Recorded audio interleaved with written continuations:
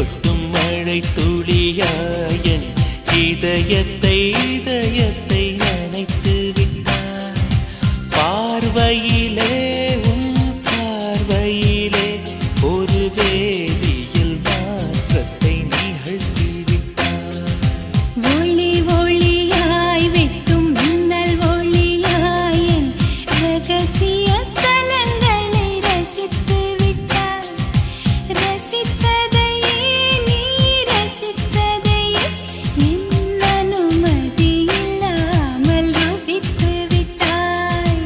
பூவென நீ இருந்தால் இளம் பெண்களை போல் வருவேன். நிலவென நீ இருந்தால் உன் கானம் போல் இருப்பேன்.